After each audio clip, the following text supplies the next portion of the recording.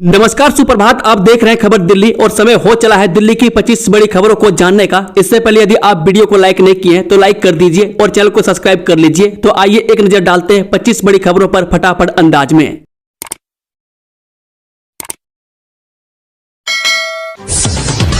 MSME कारोबारियों को राहत, अब अलग से नहीं लेना होगा लाइसेंस। दिल्ली नगर निगम ने दिल्ली में फैक्ट्री चलाने वाले कारोबारियों को बड़ी राहत दी है।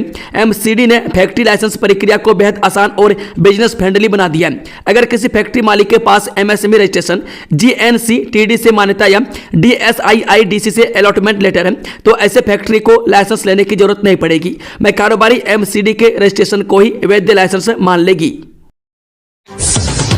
दिल्ली में बड़ा हादसा, भरभराकर गिरी इमारत, एक शख्स की मौत, राहत और बचाव कार्य जारी। जब उत्तरी दिल्ली के आजाद मार्केट इलाके में दिल दहला देने वाला हादसा हुआ है। देर रात आजाद मार्केट के पास एक इमारत भरभराकर गिर गई। मलबे में दबने से एक शख्स की मौत हो गई है। हादसे की सूचना मिलते ही पुलिस और दमकल की टीमें मौके पर पहुंची।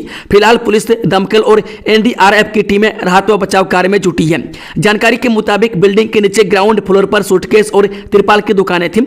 पास ही में मेट्रो निर्माण कार्य चल रहा था। रात करीब 2 बजे इमारत अचानक भरभरा कर गिर गई। दुकान के नीचे खड़ा ट्रक भी क्षतिग्रस्त हुआ है।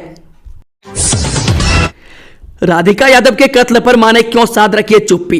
टेनिस खिलाड़ी राधिका यादव की हत्या के आरोप में जहां उसके पिता को गिरफ्तार किया गया तो मां ने कुछ भी जानकारी होने से इनकार किया है। इस बीच राधिका के चाचा ने दावा किया है कि बेटी की हत्या के वक्त मां उसी मंजिल पर मौजूद थी।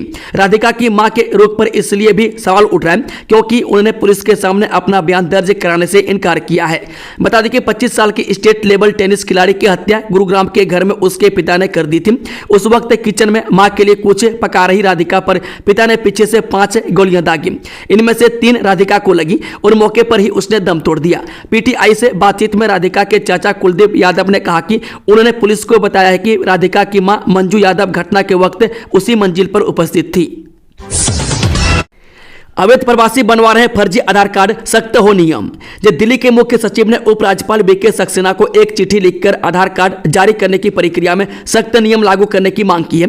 यह कदम अवैध प्रवासियों द्वारा फर्जी दस्तावेजों के जरिए आधार कार्ड हासिल करने की बढ़ती घटनाओं को देखते हुए उठाया गया है। चिट्ठी में कहा गया है कि अवैध प्रवासी नागरिक गलत तरीके से आधार कार्ड हासिल कर रहे हैं। चिट्ठी में लिखा है कि सुरक्षा समीक्षा बैठकों में यह बात सामने आई है कि कई अवैध प्रवासी फर्जी दस्तावेजों या गलत जानकारी के आधार पर आधार कार्ड हासिल कर रहे हैं। इसका असर केवल आधार तक सीमित नहीं है बल्कि ये लोग पासपोर्ट और वोटर आईडी जैसे महत्वपूर्ण दस्तावेज भी बनवा रहे हैं। इतना ही नहीं, वे सरकारी कल्याण योजनाओं का लाभ उठाने के साथ साथ स्थानीय नौकरियों पर भी कब्जा जमा रहे हैं, जिससे दिल्ली के स्थानीय श्रम बाजार पर बुरा असर पड़ रहा है। यह स्थिति राष्ट्रीय सुरक्षा के लिए भी एक बड़ा खतरा बन रही है।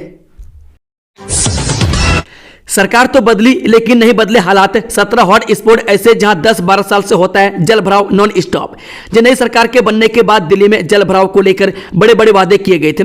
शुरुआत में कुछ जगहों पर काम भी दिखा, लेकिन मानसून की पहली तेज बारिश में ही तमाम दावों की पोल खुल गई। सरकार उन जगहों पर भी जल भराव की समस्या खत्म नहीं कर पाई जिन जगहों पर पिछले 10-12 साल से जल भराव की समस्या है। जल भराव की शिकायतों के लिए इंटीग्रेटेड हेल्पलाइन की भी बात कही गई थी, लेकिन आज तक भी यह तैयार नहीं हो सका। बुधवार से शुरू हुई बारिश गुरुवार तक चलती रही। लगातार कई घंटों तक बारिश के चलते तिमारपुर पुलिस स्टेशन से वजीराबाद पुल, जीटी करनाल रोड पर GT Karnal road bus depot, new Rohtak road पर आनंद पर्वत के पास गली नंबर 10, स्वरूप नगर से नांगली पुना, आजाद market underpass, Qutub Minar metro station, Dabri गोल चक्कर, खानपुर टी पॉइंट, अखोला अंडरपास, इन सभी जगहों पर देर तक पानी जमा रहा, जिससे लोगों को बेहद परेशानी हुई। इन जगहों पर हर साल मानसून में जल भराव की समस्या खड़ी होती है। भविष्य में इन स्थानों पर जल भराव की समस्या खत्म हो जाए, इसके लिए भी किसी एजेंसी के पास कोई फ्यूचर प्लान नहीं है। बता दें कि ऐसे 17 लोकेशन है जहां हर साल जल भराव की समस्या उत्पन्न होती है।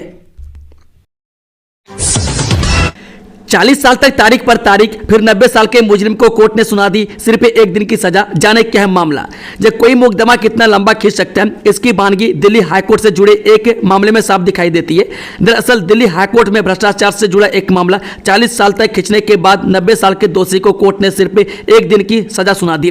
कोर्ट ने देखा कि मुजरिम की उम्र अब इतनी हो चुकी है कि उसे हेल्थ से जुड़ी कई गंभीर समस्याएं लग चुकी है। ऐसे में दिल्ली हाईकोर्ट ने मुजरिम को राहत देते हुए सिर्फ 1 दिन की सजा सुनाई और यह सजा भी वह पहले ही काट चुका है। दिल्ली में पकड़ा गया गाड़ी चोरी का उस्ताद, क्राइम की 3 बड़ी खबरें जानिए। ये सेंट्रल दिल्ली के इलाकों से लगातार गाड़ियां चोरी करने वाले उस्ताद और उसके साथियों को आखिरकार डिस्ट्रिक्ट के एएटीएस स्टाफ ने गिरफ्तार कर लिया। आरोपी आबिद उर्फ जावेद उर्फ उस्ताद उम्र 47 वर्षीय, उसके साथी आसिफ उम्र 21 वर्षीय, दिलीप उम्र 34 वर्षीय और आशीष उम्र 31 वर्षीय की निशानदेही पर चोरी की 7 कार और 3 बाइक भी बरामद की गई है। मैं कार चोरी करने में आरोपी का हाथ इतना साफ है कि वह अकेले भी वारदात को अंजाम दे देता था। इसके बाद स्क्रैप कारों के चेसिस नंबर इन कारों को दे देता था। मैं इसके बाद फर्जी दस्तावेजों पर चोरी की कार दूसरे नंबर से आराम से दिल्ली में घूमती थी। दिल्ली इमारत हादसे में मारे गए शख्स के लिए डीएमआरसी ने की आर्थिक मदद की घोषणा। जो उत्तरी दिल्ली के लोहिया चौक इलाके में पुल मिठाई के पास शुक्रवार तड़के 3 मंजिला इमारत के ढहने से एक शख्स की मलबे में दबकर मौत हो गई थी। अब इस मामले में दिल्ली मेट्रो रेल कॉरपोरेशन यानी कि डीएमआरसी ने मरने वाले व्यक्ति के निकटतम परिजन के लिए 5 लाख रुपए की मुआवजा राशि की घोषणा की है। दरअसल इस इलाके में मेट्रो टनल का काम चल रहा था और हादसे की एक वजह उसे भी माना जा रहा है। ऐसे में डीएमआरसी ने आर्थिक मदद की घोषणा की है। बिट्टू बजरंगी ने खटखटाया हाईकोर्ट का दरवाजा, कहा मुझे भी पूजा करने का अधिकार। 2023 के नो हिंसा मामले में आरोपी गोरक्षक बिट्टू बजरंगी ने कहा कि उन्हें भी पूजा करने का अधिकार है। उन्होंने सावन के पवित्र महीने के पहले सोमवार यानी कि 14 जुलाई को एक धार्मिक जुलूस में भाग लेने की अनुमति के लिए पंजाब एवं हरियाणा हाईकोर्ट का रुख किया है। गोरक्षा बजरंग फोर्स का गठन करने वाले बिट्टू बजरंगी का विवादों से पुराना नाता रहा है। जुलाई 2023 में नू में विश्व हिंदू परिषद के एक जुलूस पर भीड़ द्वारा हमला किए जाने के बाद हिंसा भड़क उठी थी। झड़पों में 2 होमगार्ड समेत 5 लोगों की मौत हो गई थी और कई घायल हो गए थे। गुरुग्राम में आगजनी की कई घटनाओं के बीच एक मस्जिद में एक नायब इमाम की हत्या कर दी गई थी। फरीदाबाद के अनंतपुर की महापंचायत को आम आदमी पार्टी का समर्थन, दिल्ली के 360 गांवों की बचाने की तैयारी। जब आम आदमी पार्टी ने फरीदाबाद के अनंतपुर में ध्वस्तीकरण अभियान के विरोध में 13 जुलाई को होने वाली महापंचायत का अपना समर्थन करने का ऐलान किया है। इसके साथ ही दिल्ली देहात के 360 गांवों के युवाओं से अधिक संख्या में अनंतपुर की महापंचायत में पहुंचने की अपील की है। बता दें कि आम आदमी पार्टी के दिल्ली प्रदेश अध्यक्ष सौरभ भारद्वाज ने शुक्रवार को एक प्रेस कॉन्फ्रेंस को संबोधित करते हुए कहा, अपने गांव की रक्षा के लिए हम दिल्ली के सभी 360 गांव के युवाओं, खासकर युवा पीढ़ी से 13 जुलाई को अनंतपुर में होने वाली महापंचायत में शामिल होने की अपील करते हैं। हम सब मिलकर सरकार की कार्रवाई का विरोध करने के लिए एक संयुक्त रणनीति तैयार करेंगे। दिल्ली में जल भराव पर सीएम रेखा गुप्ता सख्त, अब हर जगह चाहिए मिंटो रोड जैसा काम, दिए ये निर्देश। दिल्ली में बुधवार शाम तेज बारिश के बाद कई इलाकों में हुए जल भराव पर मुख्यमंत्री रेखा गुप्ता ने गहरी नाराजगी और चिंता जाहिर की है। शुक्रवार को दिल्ली सचिवालय में दोपहर 12 बजे दिल्ली सरकार के पीडब्ल्यूडी मंत्री प्रवेश वर्मा और जल विभाग के अधिकारियों के साथ आपात बैठक कर सख्त निर्देश दिए हैं। बता दें कि राजधानी में जल भराव की स्थिति को रोकने के लिए तत्काल प्रभावी कदम उठाए जाएं। दिल्ली सरकार के मुख्यमंत्री दफ्तर से जारी की गई जानकारी के मुताबिक बैठक में दिल्ली की मुख्यमंत्री रेखा गुप्ता ने अधिकारियों से कहा कि दिल्ली वासियों को मानसून के दौरान किसी भी तरह की परेशानी नहीं होनी चाहिए। पिता ने क्यों की राधिका की हत्या, जांच में सामने आई वजह, गांव वालों की चुभती थी ये बात। जब गुरुग्राम के सेक्टर 57 में राज्य स्तरीय महिला टेनिस खिलाड़ी राधिका यादव की हत्या के मामले में नया खुलासा हुआ है। अकादमी खोलने के बाद राधिका के पिता नाराज हो गए थे। उनका कहना था कि गांव में जब वो कभी निकलते थे तो गांव वाले उसे बेटी की कमाई खाने संबंधी बात कहते थे। इस बात को लेकर पिता दीपक काफी परेशान रहता था। बीते 15 दिनों से पिता व बेटी में टेनिस अकादमी को लेकर झगड़ा चल रहा था। बृहस्पतिवार की सुबह दोनों के बीच किसी बात को लेकर बहसबाजी होने पर पिता दीपक ने लाइसेंसी रिवॉल्वर से बेटी राधिका की पीठ में 3 गोली मार दी। पुलिस ने हत्यारोपी पिता को गिरफ्तार कर लिया और पूछताछ करने पर उसने अपना अपराध कबूल कर लिया है। नमो भारत ट्रेन की बढ़ाई गई फ्रीक्वेंसी, घर से निकलने से पहले यहां जानना टाइमिंग। 11 जुलाई से शुरू हो चुके कांवड़ यात्रा को ध्यान में रखते हुए राष्ट्रीय राजधानी क्षेत्र परिवहन निगम यानी कि एनसीआरटीसी ने कहा कि वह 11 जुलाई से दिल्ली मेरठ कॉरिडोर पर नमो भारत ट्रेनों की फ्रीक्वेंसी बढ़ाएगा। इसकी शुरुआत इसी महीने होने जा रही है। खबर के मुताबिक एनसीआरटीसी ने एक बयान में कहा कि पैसेंजर्स की बढ़ती संख्या को देखते हुए न्यू अशोक नगर और मेरठ साउथ स्टेशनों के बीच ट्रेनों की फ्रीक्वेंसी सुबह 8 बजे से 11 बजे तक और शाम 5 बजे से 8 बजे तक हर 15 मिनट से बढ़ाकर हर 10 मिनट कर दी जाएगी। कांवड़ यात्रा के मद्देनजर दिल्ली पुलिस ने जारी किया ट्रैफिक अलर्ट। इन रास्तों पर जाने से बचें। ये देश भर में कांवड़ यात्रा की शुरुआत 11 जुलाई से हो चुकी है। इस बीच दिल्ली में कांवड़ यात्रा को ध्यान में रखते हुए दिल्ली पुलिस ने ट्रैफिक अलर्ट जारी किया है। बता दें कि कुछ रास्तों पर यात्रियों को कुछ दिक्कतों का सामना करना पड़ सकता है। वह कांवड़ियों के समूह के Wazirabad road, GT road, Loni road, NH 24, road number 56, Kalindi Kunj road, Mathura road, ring road, ISBT Kashmiri gate, Rani Jhansi road, ridge road और धौला कुआं से दिल्ली में प्रवेश करने की उम्मीद है। मैं कई अन्य क्षेत्र जहां ट्रैफिक जाम की आशंका है उनमें Nangloi, Najafgarh road, Firni road, Jakhira, Rohtak road, Madipur, Peeragarhi, Nangloi, Madhuban Chowk, Mukarba Chowk, Keshavpur Mandi, Janakpuri, Pankha road, Dev Prakash Shastri Marg, Geeta colony, Pusta road, Salimgarh bypass, Inderlok, ring road, outer ring road, Barf Khana Chowk, boulevard road, Azad market, Gokulpuri flyover, 66 Futa road, Maujpur Chowk, Salimpur metro station, welcome और सहादरा शामिल है। दिल्ली पुलिस के हेड कांस्टेबल को 10 करोड़ रुपए की रंगदारी वसूली के लिए आया फोन। गैंगस्टर भाऊ के खिलाफ FIR दर्ज। राष्ट्रीय राजधानी के विकासपुरी में हिमांशु उर्फ भाऊ गिरोह के एक करीबी सहयोगी ने दिल्ली पुलिस के एक हेड कांस्टेबल को फोन कॉल कर 10 करोड़ रुपए की रंगदारी मांगी। एक अधिकारी ने गुरुवार को यह जानकारी दी। एक वरिष्ठ पुलिस अधिकारी ने बताया कि पश्चिमी दिल्ली में तैनात हेड कांस्टेबल को 2 बार फोन कॉल आई, जिसके बाद 8 जुलाई को विकासपुरी पुलिस थाने में धारा 308 क्लॉज 4 जबरन वसूली के तहत मामला दर्ज किया गया। सावन के पहले दिन दिल्ली में सोने के भाव में तेजी। जाने देश के प्रमुख शहरों में क्या है गोल्ड का लेटेस्ट प्राइस। इस सावन के पहले दिन यानी 11 जुलाई को दिल्ली में 24 कैरेट सोने की कीमत में लगभग 700 रुपए से ज्यादा की तेजी देखने को मिल रही है। वहीं दिल्ली में 22 और 18 कैरेट सोने की कीमत में भी काफी उछाल देखने को मिल रहा है। पिछले कुछ वर्षों में सोना महंगाई से बचाव के लिए एक आदर्श विकल्प साबित हुआ है।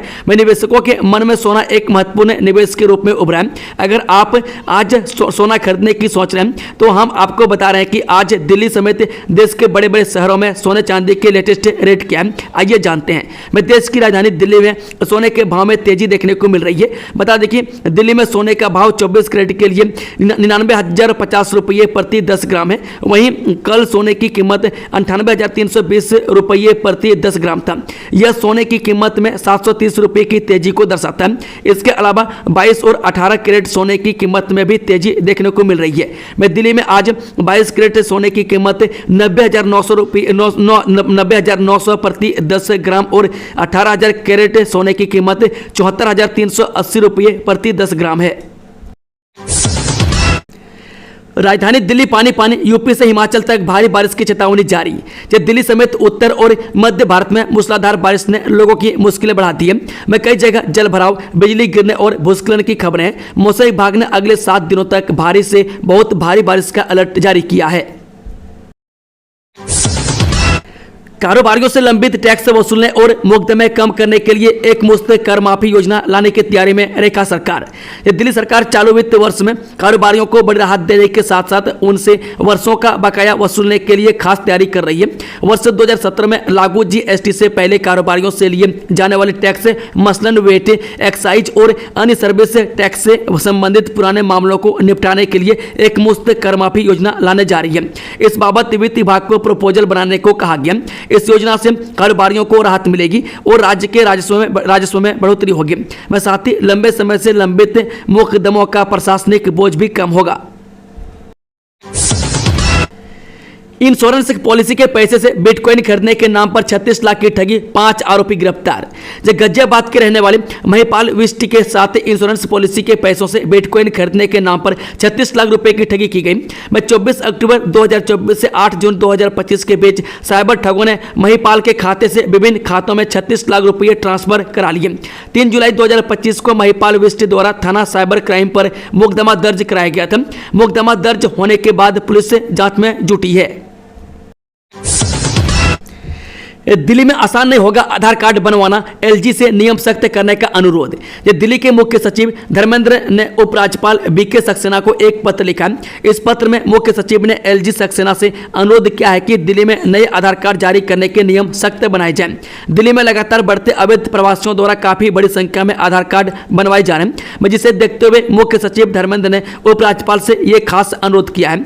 इसके साथ ही उन्होंने 15 जुलाई तक दिल्ली के सभी आधार नामांकन केंद्रों की एक डिलीट लिस्ट उपलब्ध कराने को कहा है। उदयपुर फाइल्स पर कन्हैया लाल के बेटे का बड़ा बयान, बोले 3 साल से कोई सजा नहीं। ये दिल्ली हाईकोर्ट ने 11 जुलाई को रिलीज होने वाली फिल्म उदयपुर फाइल्स पर रोक लगा दी है। अब फिल्म डायरेक्टर अमित जानी ने सुप्रीम कोर्ट जाने की बात कही है। वहीं कन्हैया लाल के बेटे ने भी अपनी प्रतिक्रिया जाहिर करते हुए कहा कि पिछले 3 सालों से सजा नहीं हुई, लेकिन फिल्म पर रोक लगा दी गई है। दिल्ली में यहां बनेगा 20 किलोमीटर एलिवेटेड कॉरिडोर। जो राजधानी दिल्ली को जाम से राहत दिलाने के लिए दिल्ली सरकार ने 20 किलोमीटर लंबा एलिवेटेड कॉरिडोर बनाने का फैसला किया है। यह इंद्रलोक से बावाना के बीच मुन्नक नहर के साथ बनाया जाएगा। मुख्यमंत्री रेखा गुप्ता ने इस योजना को लेकर गुरुवार को लोक निर्माण विभाग मंत्री प्रवेश वर्मा के साथ बैठक की। इस परियोजना से दिल्ली हरियाणा के बीच कनेक्टिविटी बेहतर होगी, बल्कि इससे उत्तर पश्चिम और आउटर रिंग रोड की सड़कों पर ट्रैफिक का दबाव कम होगा। वहीं कॉरिडोर बनने से 18 विधानसभा क्षेत्रों को इसका लाभ मिलेगा। बता दें कि national highway authority of India की ओर से इसका निर्माण किया जाएगा। में डीपीआर तैयार करने में 3 दिन लगेंगे। में योजना की अनुमानित लागत 3000 करोड़ रुपये आंकी गई है। हालांकि डीपीआर तैयार होने के बाद वास्तविक लागत सामने आएगी। नोएडा में बदमाशों की खैर नहीं, पुलिस का ताबड़तोड़ एनकाउंटर, 6 को लगी गोली। जी नोएडा पुलिस ने बीते 48 घंटों के दौरान अलग अलग मुठभेड़ों में 12 बदमाशों को गिरफ्तार किया। इन एनकाउंटर के दौरान 6 बदमाश घायल हो गए, जिनको अस्पतालों में भर्ती कराया गया। बदमाशों के पास से एक कार, बाइक, पिस्तौल, कारतूस, नकदी और अन्य सामान बरामद किया गया है। दिल्ली के शख्स ने गोवा में ऑनलाइन बुक किया लग्जरी होटल, ठग के खाते में चले गए 33,000 रुपये, बड़े फर्जीवाड़े का खुलासा। देश की राजधानी दिल्ली में पुलिस ने लग्जरी होटल की बुकिंग के नाम पर फर्जीवाड़ा करने वाले ठग को गिरफ्तार किया। आरोपी शाहरुख खान लोगों को लग्जरी होटल में बुकिंग के नाम पर ठगता था।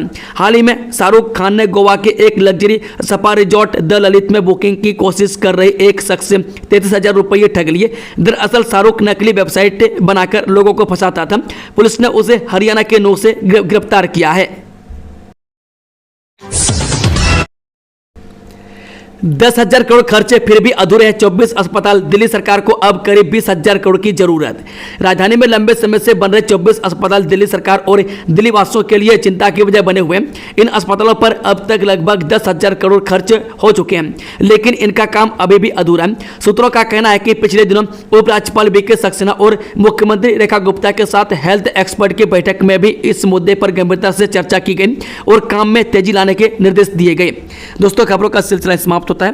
अगर जानकारी पसंद आई हो तो वीडियो को लाइक, शेयर, चैनल को सब्सक्राइब जरूर कर लें और कमेंट बॉक्स में कमेंट करके बताएं कि आप न्यूज़ को दिल्ली के किस कोने में बैठकर देख रहे हैं। Thank you, all the best, जय हिंद।